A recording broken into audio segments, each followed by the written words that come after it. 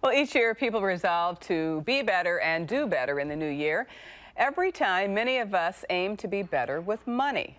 If you're in that boat, Mary Jo has a few tips for you. Hi, good morning, Dina. And you know, for many of us, when we see the new year, we think about how much we want to save more, we want more money, and we want less debt. But how do we get there? Well, Stephanie Thompson, she's the Community and Campus Relations Coordinator with UW Credit Union. She says to be honest and make your financial goals realistic.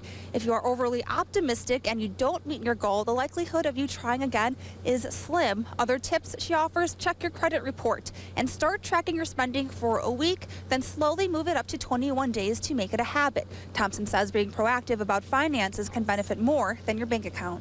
It's also a really, really great way to eliminate stress. Money is very, very stressful, and if you have a game plan for how the month's going to look when it comes with expenses and then the income that is flowing in, at the end of the month you'll feel a lot better about yourself, especially if you've saved a little.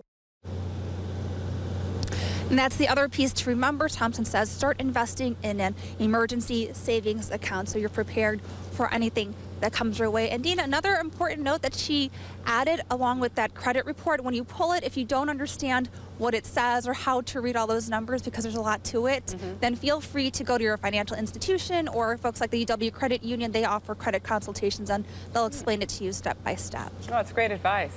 Thanks a lot, Mary Jo. 2015 may be the year you want to save more money or lessen your debt. Whatever it is, meeting those goals can be challenging. Mary Jo has a few tips on what you'll want to think about as you put those New Year's resolutions together.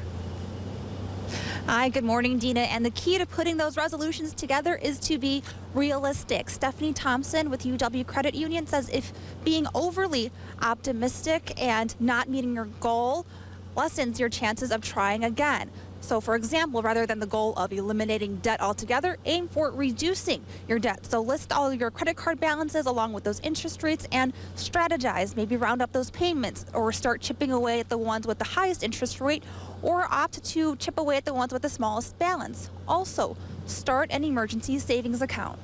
I don't think many people have something like that set up, where it's about 3 to 6 months of your expenses. And particularly, especially with cold weather, the car problems always arise, and being able to pay that off instead of having to put it on a credit card right away will be really beneficial for you in the long run, or considering, a savings account for your children. Other tips: check your credit report or start tracking your spending for a week, then slowly move it up to 21 days to make it a habit. So, Dina, a lot of things to think about, but the main thing is to be honest with yourself when you're putting these goals together. Yeah, that's sometimes maybe the hardest thing to do. Thanks a lot, Mary Jo.